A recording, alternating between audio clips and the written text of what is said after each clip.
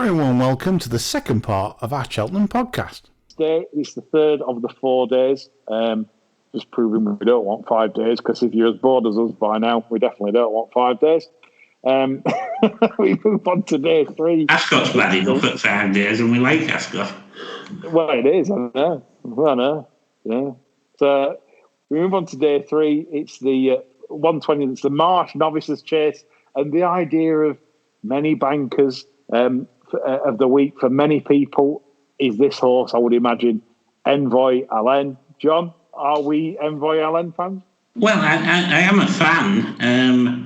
Again, I think... Are you a fan, boy? Yeah. I think this... We'll have a better idea come Thursday how these stable switches are performing. You know, I mean, this could end up 6-4 if all these stable switches have got dicked. It's true. You know, I mean, there's absolutely no point playing at the minute. Will you be logging on to Twitter to see if Blogger and Stallion have had the bollocks on? Blogger and Stallion will be all over this. The Stallion will be emptying out on this, I'm guaranteed. It'll be lift him home. Oh, shit. I wish I'd taken notice of what happened to the switches before the race. Yeah. Then you'll hear a pop as the Stallion gets the revolver out. It's definitely a blogger bet, this, isn't it? I mean... Massively so. What I want to happen there, this is from my perspective in this. I mean, everyone can see what chance Envoy Allen's got. But what I want to see in this is Mick Winters sticking 7 litres of unleaded in his, like he did at Cheltenham earlier in the year. And snip at 14, isn't it? and this pulling 14 lengths clear and Envoy Allen up running, you know. And then Envoy Allen pulls 30 lengths clear at rest. You know, just to ruffle some feathers. That'd be my choice of finish there. That, wouldn't it? Yeah. I think to our listeners, I think we're disrespecting discussing Envoy Allen. Really, it's one of those. You know, you can see it for yourself. It's there. It's the best horse. It could be one of the ones, couldn't it? Yeah. But like you said, you know, imagine the scenario you're in.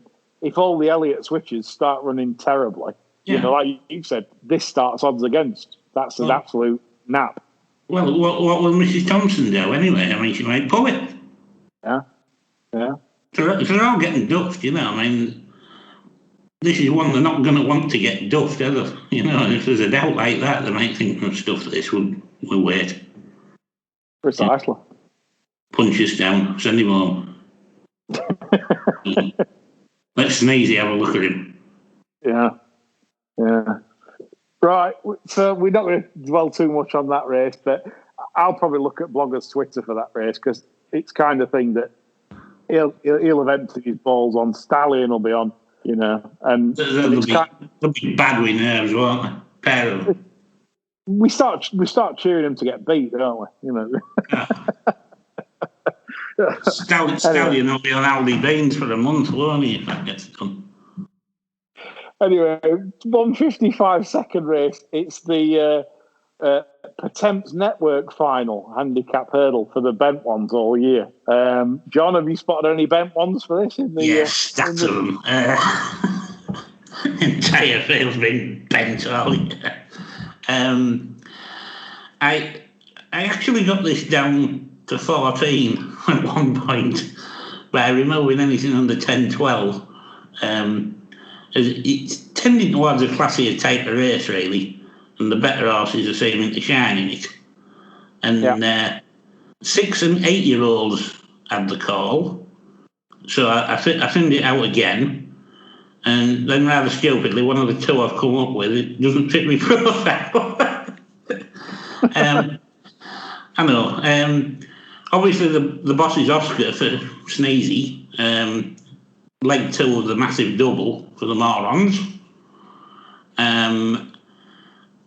It's evidence there for all to see. I mean, it's going the right way. It's got a favourite's chance.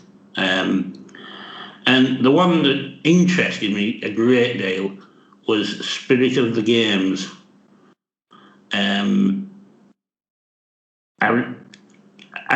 just like the fact that Scallywags are coming here instead of an earlier shout in a chase, actually. Yeah. And he's on a better mark over hurdles. And I just think he's got a lot going for him here. I think the pace will suit. I think he's a value player. It's one of them that always runs some massive races. It's very tricky in a finish, as you know. You know, this is the horse basically that messes around in a finish, and it'll probably, for anyone that's backing Spirit of the Games, you'll know what I mean. 1.6 in, don't worry. You'll know what I mean come the finish. It's literally when the music stops. It's just how he is. He gets there in his races. He comes there powerfully, and then it's like, you know, what shall we do? 1.6 pink, don't worry. Yes. For a G. So, I mean, yeah, I see your point there. My bet, I'm going to asterisk it because I like it that much. Do I think it's possibly as much value as what I'd like? Possibly no. Imperial Alcazar. It's my second asterisk of the week. Yes, it's one for me that could get to sort of.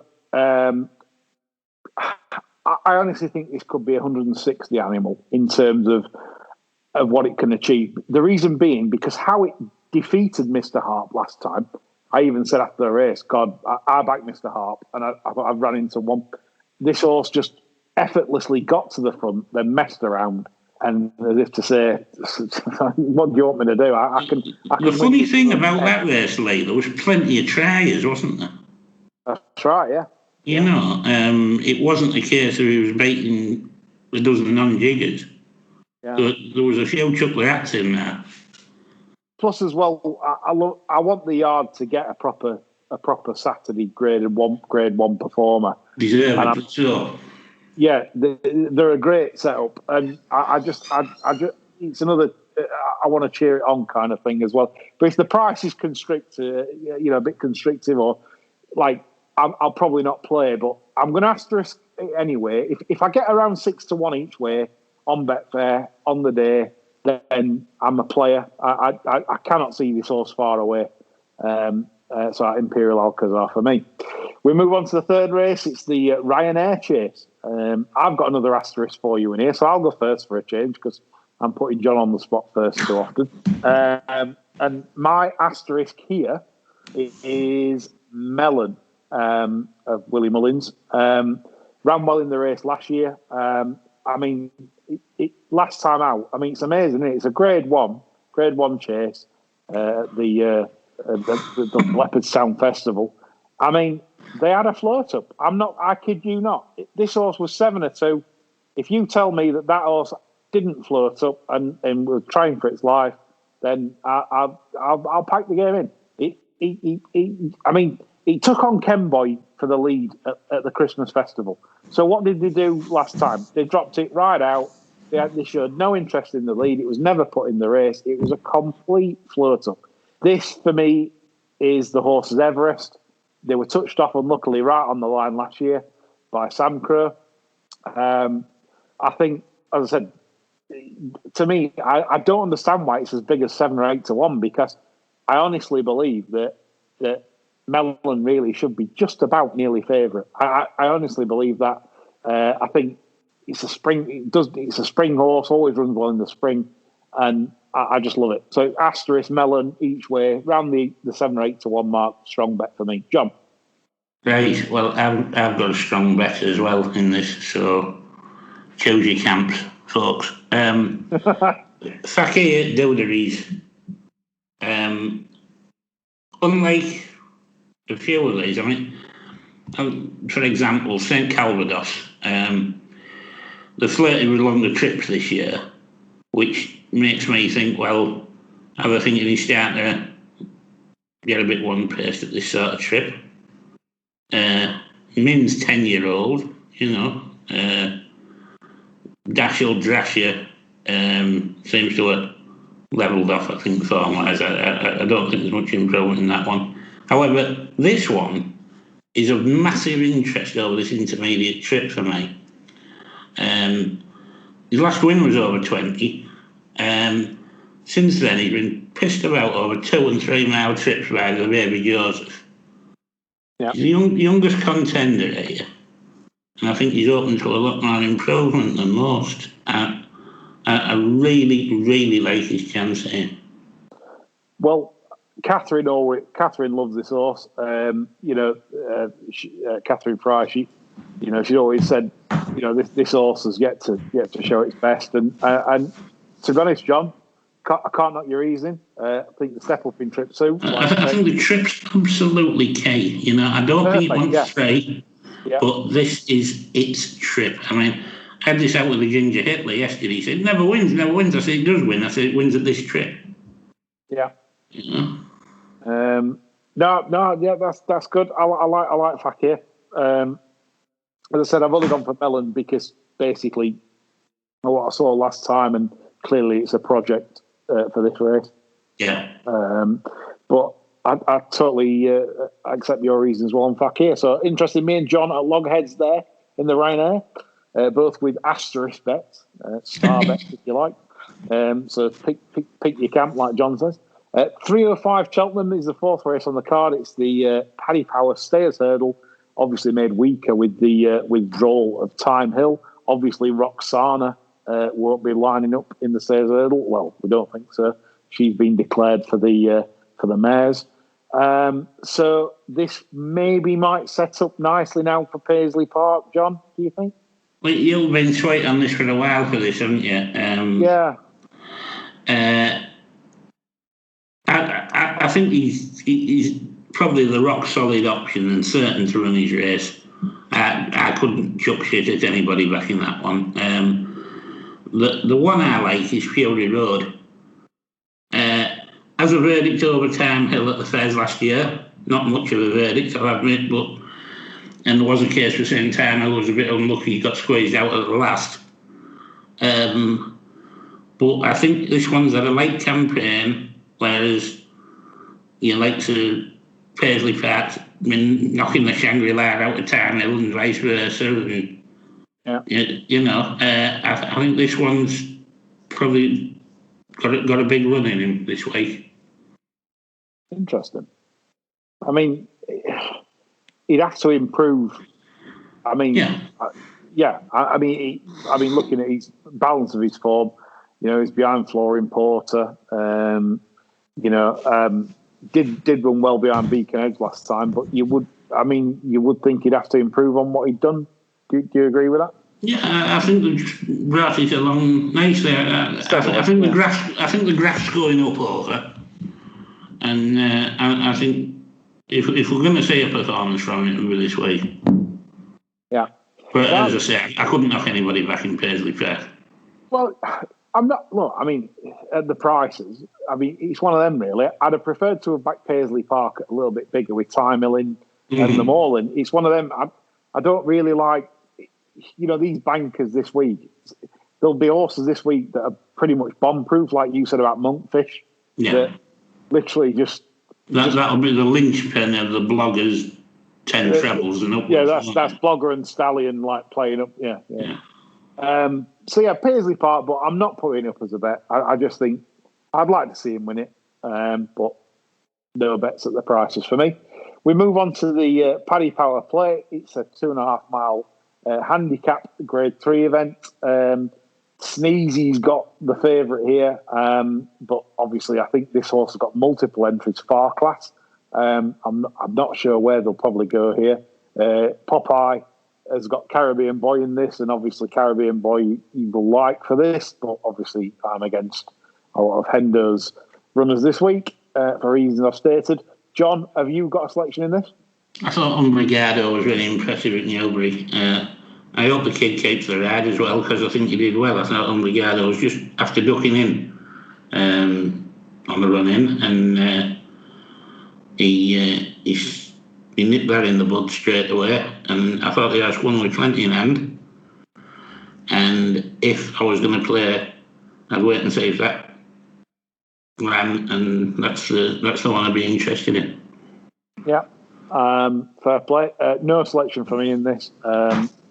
Without sort of seeing the final decks, etc. I thought it's a mushy sort of race, isn't it? Yeah, I thought it was a hard race to go through without seeing the final decks. I'm just being honest. I'd rather not give any advice than just for the sake of it. The 4:15, the penultimate race on the Thursday, is the Dawn Run Mares Novices Hurdle. Dawn Run. Yeah, forget the sponsors. Sponsors are idiots. So 4:15 Cheltenham, yeah. So it's the Dawn Run Mares Novices Hurdle. We have joint favourites in Hookup and Royal Kahala. John, any views on this? Yeah, my notes said Hookup, Royal Kahala, Rosie's Hollow, the Glancing Queen, all have decent form in the boat. Just back whichever one isn't in season on the day. If you can't find out which one isn't in season on the day, get the Paddy out and let the dog in for 10 minutes. Cup of tea and pay, and maybe some gin bowls. Yeah, for that race. Yeah. I kind of agree. Only one I'll just chuck into the mix, maybe, but it'll down to jockey bookings, because if it's second string or third string, it's probably not off. But Glens of Antrim, I just felt like something more to offer. It was fourth to Blue Lord at Punchestown on debut. Didn't get its jumping right that day. Didn't get its jumping right second time out either, but should have beaten Statler at Leopardstown with a better ride. And then was disappointed when trying to make its own running at Nars. In a time, by the way, it was nearly a minute slower than standard. How deep is that for good animals? You know, these are 130 to 140 animals, and they're running a minute slower. That's deep. So, Glens of Antrim, don't be surprised. They're swimming, aren't they? They're not running. Yeah. I mean, it's by Fleming's Firth out of King Theatre Mare. There's nothing in there that says pudding. She's a half sister to Glenn's Melody. So, you know, she's got the pedigree to sort of be something sometime. But I've no idea if it'll be on Thursday. We move on to the final race there after our Peyton Gin session. And it's the Fulk Walwyn Kim Muir, one of my favourite races actually on the meeting, but not necessarily this year. It's just that it usually is one of my favourite races because it's ridden normally by amateur riders. Sadly, this year it's not. John, thoughts? I didn't think he'd be that keen on the race this year either because I think it looks particularly thin. I thought Time to Get Up looked a worthy favourite. The brakes were off last time. Could have a stone up its sleeve still. One I am rather sadly still interested in, and you will laugh, is Hold the Note, who obviously looked as though he declined to go through with it last time. It was disappointing. Yeah. It could get a longer carry into the race here, but obviously you'd want a short lane. And my man hiding in the bushes at Knockeen tells me that this has long been the target for Plan of Attack.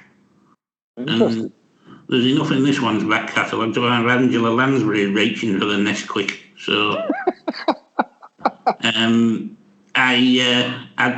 probably have a look at the price of Plan of Attack, but I'm inclined to play all the Note pre-race and just see what happens, because I don't think it's got a race of this description in it, but obviously we're getting to double squiggle time with him, I'm afraid. I like your mark for Plan of Attack because, I mean, 140 it was in this race last year, and 137 now. Yeah. So you're £3 lower. You've run a perfectly good race in this last year. Yeah. And like you even said it, right? This race this year is still on the ground. Very much so. Right, this race does not represent last year's race, which was a lot more. It was tidy, wasn't it, last year? Yeah. You've got Kilfillan Cross, always places. Bob Marler recently ran at Musselburgh in that Musselburgh Gold Cup, ran second or third, I can't remember.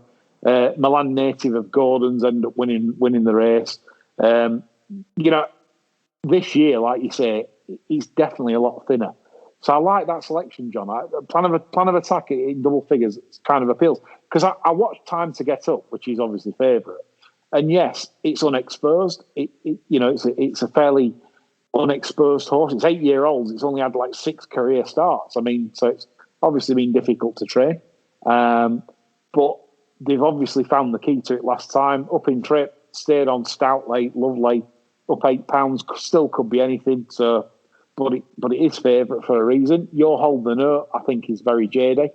It's more jadey than a Pike on Epsom Downs on Derby Day.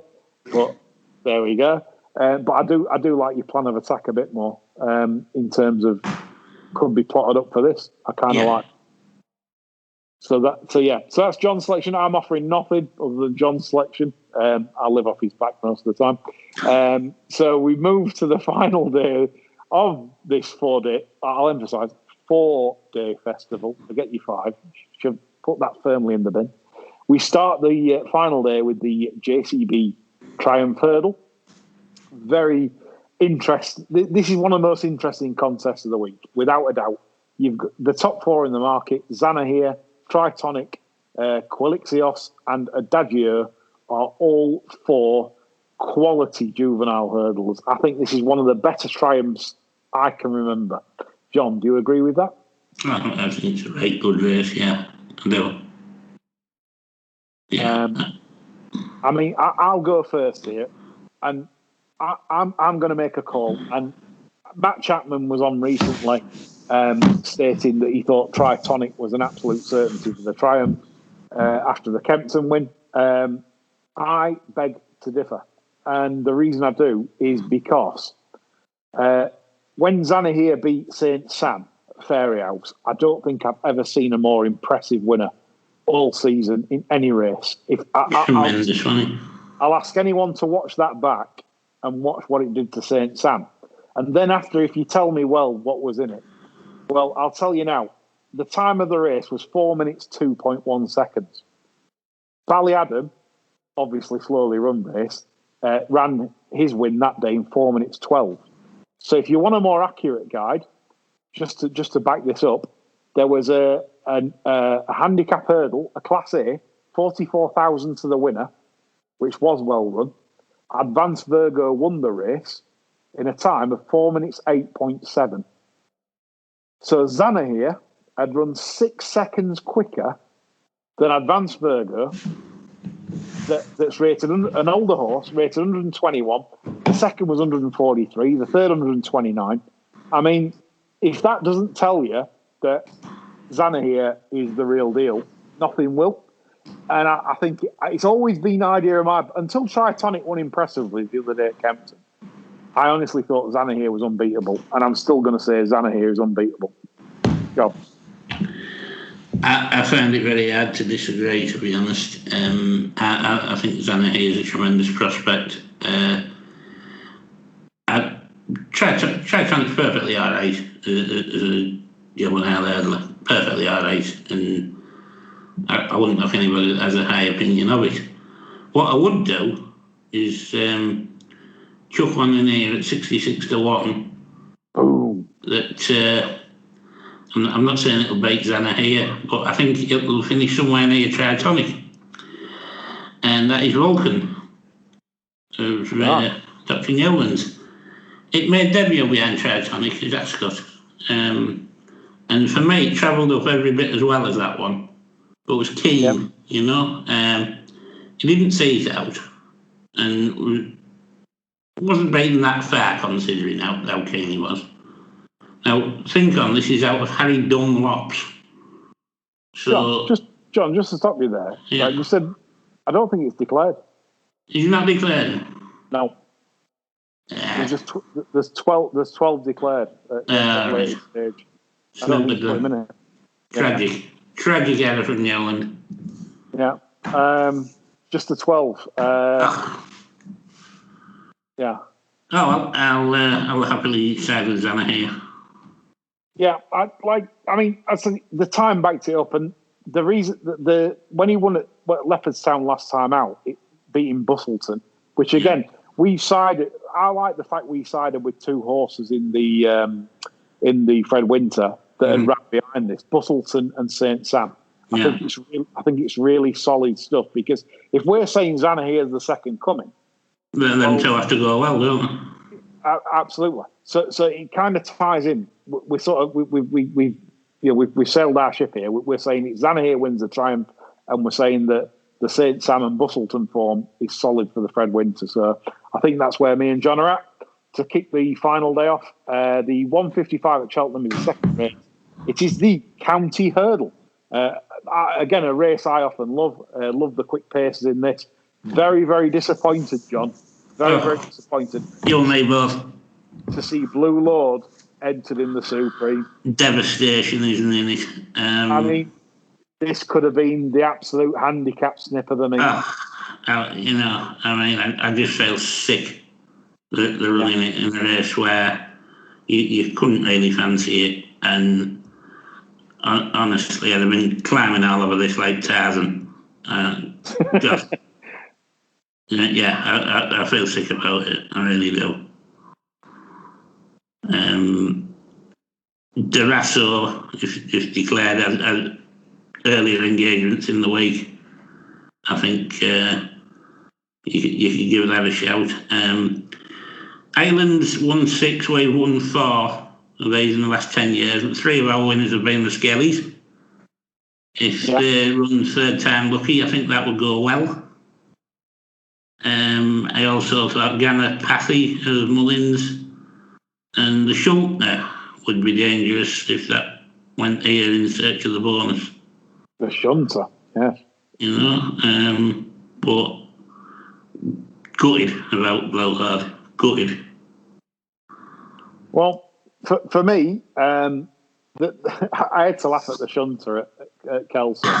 I mean, Corley rode it, and he was terrible. Wide making mistake. He still managed to win. I mean, to me, this is where I honestly believe juice is prevalent, because that horse can't be winning £75,000 handicap hurdles, with rides like that and still winning against good horses. So the Shunter, I think, is interesting, but I don't know. I don't know what to say. Drop the Anchor obviously was a lovely winner for us, especially for the bar stewards. We were triple max, me, Catherine, yourself, bang. We all went triple nap. 10-1 it was. Absolutely pissed up at Leopardstown in a big handicap hurdle. I don't think the rising the weights is a problem, because I think that the horse has got so much more improvement to come. I think it's very useful. I do like Shantus. They're crazy, but I do like them. And I think Drop the Anchor has got a lot more to offer. And I think 14-1 is big. I don't think the rising the weight stops this horse, because you watch after the line at Leopardstown, it's drawing further clear. There's a lot more to come. A strongly run race, and I hope there's a big field, which there should be. Will play to this horse's strength. So Drop the Anchor for me. I'd be backing it again each way in the county. Okay, so we move on to the Albert Bartlett, the third race of the final day. It's the Grade 1 event, registered as the Spa Novices Hurdle in the olden days for us old folk. Statler heads the market at 9-2, and personally, I think it's a very vulnerable favourite. John, thoughts on the Albert Bartlett? Well, the declarations haven't been very kind to me on this day, actually, because I thought I had one of the best back to lays of the last 5 years in this, and they haven't declared him. Devastated, because in my reckoning he came out the same sort of horse as Barbados Books, and he was 100-1. So I'm not going to dwell on that. No. I thought Ngolo would be very, very interesting if he got the hike up in trip a mile. He's only a couple of lengths behind Ballyadam earlier this season. And to me, this horse has been absolutely gagging for a trip. Gagging for it. And I think if he ran here, I think it'd be hugely significant. Wide receiver, also going up in trip. Decent level of form at 2 now. To one respect. 50-1, too big about him. This is the one race, I think, out of the novice races that can absolutely throw one up, where everybody's standing around saying, how the hell did that win? And the one I really like, that I think is solid, is Farouk Delane. It's got it in the bulk at the trip. It's got a lovely attitude, stays well. Me one doubt, it possibly better going right-handed. But I think the solid each-way player would be that one for up the lane, but I would definitely play Angola if they went A. Interesting for Angola, for anyone that's sort of listening to this. Angola's got 5 entries. 5 entries. He says it, and that's a lot, because if you think about an owner, right? These entries, I know it's Richie and they don't care, but as an owner going into a festival, imagine you own a horse, and you'd have a plan. You'd say, well, this horse wants this or this horse wants that. There's no reason to make 5 entries. However, the fact that they have, I reckon they think this horse will run big in wherever they. Yeah. Like, you don't give a horse 5 entries at the festival. Well, what's the point of 5 entries? It's just mental. It's a wide variety of trips. Usually it's like 2 entries. It's like we might go for this or we might go for this. Depends on the ground. Blah blah blah. Right, but 5 entries. So I think that's an interesting call, John Angola. Worth keeping an eye on, because just for that reason, the fact they're making 5 entries, I think that's quite. Wherever he goes, he wants looking at, doesn't he? I think so. Interesting. Well, I've got an asterisk bet in this. It is Barbados Books of Paul Nicholls. I was very buoyed recently by Andy Stewart's comments, the owner, that this horse had been showing real good things on the gallop, improved massively. He said he improved a stone on anything it's been doing at home in recent times, but that wasn't the reason for the bet. Has he got a syrup yet? A Barbados syrup. But yeah, I mean, the mother was a half sister to Big Bucks, and I see a lot of big bucks in this horse. By that I mean he does absolutely nothing in front, keeps winning. The win at Kempton, for me, bore out in spades, where he was just comfortably holding 130 horses at bay without doing a tap. Flick of his ears, just all he had to do at the last. And I just see everything in Big Bucks in him. Stature, everything. I think it's heavily disguising his true ability. I think he gallops all day. I think there's obviously the trip's no problem. Just gallops all the way. And I think it's an absolute each way of pleasure, Barbados Books. And I'm going to say he's an asterisk bet, but he's also my bet of the meeting as an each way player around the 13-2, 7-1 mark. I think he's offered a lot of improvement in him. Like, he's very tall and angular. Absolutely. I think another year when he thickens up, I think he'll be some toe. He's one of them that he'll peak at sort of 8 and 9. Yeah. And I just, whatever he does here, I just think next year again, I think you've got a serious tool there. So Barbados Books is one of my, it is the best bet of the Cheltenham Festival on my asterisk at each way of pleasure. I do like the horse. We move on to the Cheltenham Gold Cup. Yes. John, you must have got the Gold Cup winners this year. I hope so. And I think the Plutard is the one to be with. I was massively impressed with how he picked them up last time, to be honest. I think he showed in races at Charter that he got some serious class and speed. And now the stamina doubts have gone. I think he ticks a lot of boxes. Of the contenders, I can't really see Native River coming back and winning this at 11 years of age. There's nothing wrong with the last run, but they just tend not to do this, don't they? Yeah. Album Photo, nobody really likes the horse, do they? Turns up once in a blue moon, big travesty if it wins a 3rd Gold Cup. Santini, you've got the Hannibal Lecter of the race. has the ability to beat the foul. God knows if that Santini will turn up. I mean, Popeye's sticking cheek pieces on him, and seeing as how anybody, even last year, would have concluded that he needed something after last season, he's kept this appliance back, and he's going for on-the-day shock value. Well, if he really wanted to shock him, turn up sober at the saddling rallies, But Champ, the return at Newbury was glorious, really. I mean, we were rank against him. And the only reason people probably aren't taking him to the hearts of it is the trainer having talked nothing but shit about him since last year's festival, whether he could get him ready or not, and all this nonsense. He's got loads more speed than I thought. We know he stays better than Minella Indo, etc. So you couldn't really be surprised if he won. And then, of course, ITV will treat us to an informative interview with AP's little cherub. John, question in this. I've actually got no selection in the Gold Cup at the prices, right? Mm-hmm. Now, Champ, we were surprised by the speed he showed at Newbury. Oh. And, but not just that, fleet of foot at the fences, right? Yeah. When in the past, right, if you watch Champ's, he struggled with his jumping, Mm-hmm. he can't get any rhythm. I mean, was that down to just changing tactics, going handy? And did the horse, the horse jumped really well at Newbury over 2 mile, which is just incredible.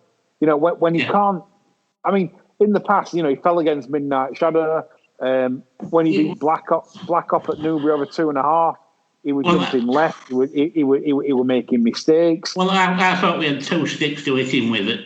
Nobody really. I thought, well, he won't be fast enough. And then I thought, when he's struggling for pace, his jumping will fall apart. Neither happened. And I think maybe Nico had to be a bit more positive on him. And I think, given a positive ride, he's obviously got bottomless stamina. Usually, by the way, he won the RSA last year. So Wait, couldn't win. He couldn't win. Just couldn't win. He rocketed up the hill, didn't he? Yeah. Another circuit should have lapped him. I think it's why I want to sit the Gold Cup out this year, because I just want to watch it, because I can't predict how Champ will run. I can't. I'll be honest. I just. He's a potential spoiler, isn't he? Yeah, it's one of them. Is he this just enigmatic champion that can just a bit like any national horse, run any trip, any ground, whatever, 2 mile, 3 mile, put it in front of me. I'll do what I need to do.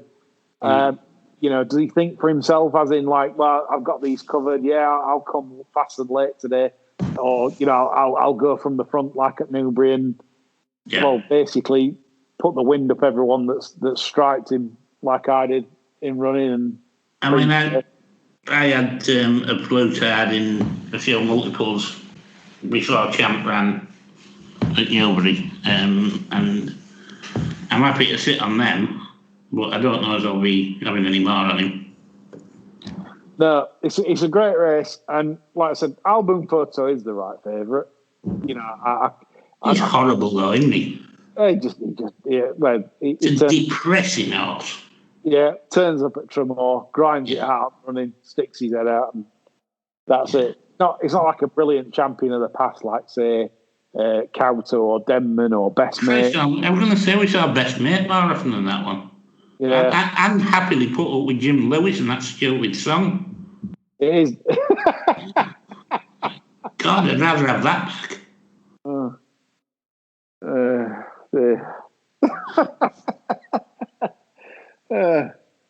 I did like it was Terry, wasn't it? Terry Biddlecombe.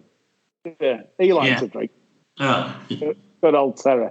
Maybe that's what put Endo on a bad path. Them going to eat Cheltenham bar after, and must have been. He's trying to keep up with Terry. Oh, you couldn't. Anyway, moving on. So Gold Cup, John's got a Plutard in a few multiple bets. I'm offering No Selection Like a Wimp, basically because I think it's a race to savour. I really do. Can't offer any value, so I think it's a race for us to savour. So we move on to a better race now, the Hunter's Chase. John's an absolute expert on hunters, aren't you, John? I've been prowling the hunting fields all year, dog in hand. Funnily enough, a good friend of mine, Noel Hayes, put this up for me about a fortnight ago. Stand Up and Fight. All right. And he told me he's been backing this like he knows the result. Miss O'Connor's been riding it this year. Now, Derek O'Connor won't be able to ride it like he did last year. And that might be a good thing, believe it or not. Because he held this horse up miles out of its ground, and I mean miles. Now, this isn't a race where you can behave like the ghost of Paul Carberry. Yeah. And come from 32nd at the top of the hill and come cruising through and lead at the second last. It doesn't pan out like that, and I think given a handier ride, this one would have placed at the very least last year, and this year I'm sure there won't be as extreme on the tactics. Billaway looks pretty solid, but I think this is a proper value bet. Stand Up and Fight. Good shout. Trained by Edna, of course. I won't. She loves a winner, eh? I will not upset any of the tweed-wearing, pheasant-carrying folk by, making a choice in this. Only thing I can say is, I watched Billaway run at. Obviously, it was second in this last year, but it's boring. It's favourite. I know what boring. It looked like it basically. It's got stamina in abundance, but I'm talking nonsense. I mean, I don't know more than this than the hoity-toities. So I think we'll leave that to the. It could be a gin and pate race again, John. Do you think? Cheltenham Ladies College Galahs, isn't it, and whatever. Yeah. I am back in Stand Up and Fight. No, it's a good. It's a good, interesting shout from your fellow Noel Hayes there. John's offering Stand Up and Fight there. I'm offering nothing as usual. We go to the 4:15 at Cheltenham. It's the penultimate race, thank God, on the card. It's the Mrs. Paddy Powers Mares Chase, registered as the Libertine Mares Chase. It's a Grade 2 event over an extended 2.5 miles on the stiffer course. Ellie May heads the market at 13-8. John, have you any thoughts here? I'll have run out of glasses by then. I'll be drinking gin out of mugs. I'll be using saucers as ashtrays. There'll be crisp packets all over the floor. And I've got Ellie May and a few multiples. Yeah, grey mare, this one. She's been running well. I've watched her in Ireland this year. I watched her at Thurles, I think. Yeah, it's Thurles on a reappearance. She was second to Allaher, which obviously that's strong form in its own right. Kind of stands out here, but as does the price at 13-8. Annie MC, I'd love to sort of win a race like this. You wouldn't because the Ginger Hitler's back in it. Oh, that's it then. No. Well, we're not cheering that one on. No, that's that finished. But yes, Ellie May, solid favourite at 13-8. Got the form in the book. No real negatives. It's just the fact of the price. You know, what can we tell you at 13-8? It's there. There's nothing else with better form this season than that. It's kind of, you know, if you like it, play. If you don't, you don't. But we can't offer a value selection, I don't think, in that. We move to the final race of the meeting. It's the Martin Pike Conditional Jockeys Handicap Hurdle, the Get Out Stakes, when everyone's doing the bollocks. You know, we're absolutely potless, but we're scratching around for funds to find a bet in the last. John? The Ocean Finance credit cards will be out by then, I'm sure. Gentleman to me falls into the could be anything category. fits the profile. Irish are winning 6-4 at the minute over the last 10 years. 5 to 6 year olds. You need something carrying 11-4 or more, apparently, as well. Okay. N'Golo, he's in again. Yeah. You know, they seek him here, they seek him there. Yeah. Well, like you said, wherever he goes, he's carrying a wad. It's any one of 5 selectors for N'Golo. So, I mean, whatever they choose, it's going to be interesting for sure. You could have an N'Golo Canadian, couldn't you? Know if he's going to do a chin roller. Yeah. I thought interesting, like Langadan, the Imperial Cup winners in this with a £5 penalty. Shouldn't stop. I thought that was very interesting because if he gets in, he's not certain to get in, but with a £5 penalty, I think it takes him to 135. But even that's, it might get in, might not. But if Langadan gets in, I thought it'd be interesting because it won with absolute any amount in hand at Sandown, any amount. It was still on plus, wasn't it? Yeah. Obviously, the wind-ups worked. They obviously knew that. And it's kind of, I just thought interesting for the big double. But like you said, the favourite, Gentleman to me, 2 runs in France, beat both times, but showed a definite strong level of form in France. Yeah. Then come home and won pull in a cart. Quite keen. It's hard to assess. I don't know what kind of rating do you put on it. They've put 139 on it. I don't know if that's good or if it's bad. I'm sure the betting will tell us on the day. If it starts 15-8 with 35,000 lined up at 3.0 to lay on the exchanges, you can bet 139 is good. If it starts at 10.5 drifting, you can probably bet that 139 is bad, but certainly well lined up by connections because nobody's got a clue whether it's better than 139 or worse than 139. No one knows anything other than what they know. So that's one of those probably market races, I would say, the Martin Pipe. And that's sort of me and John finishing with our marathon preview. We've gone nearly 2 hours. I hope you're still with us. You might need a few gins to listen to it all. Absolute rubbish. But anyway, we're back for every day of the festival. We won't leave you alone. We'll be in your living room. Relentless. Yeah, absolutely.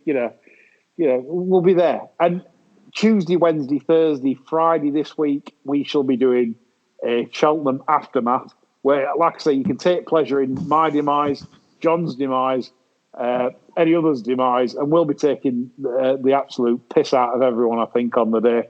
And there's plenty of stuff on Twitter and the Facebook page, whatever. Absolutely. Yeah, please get your questions and thoughts in on Barstew's inquiry or on John's blog spot because it makes it more interesting because we can talk about your points and topics and either take the piss out of you or take the piss out of anybody else that requires it. So, yeah, 4 days there, around 20-minute podcasts each evening just to chew the fat and entertain you for the days ahead with some pointers, hopefully, for the racing coming at the remainder of the Cheltenham meeting.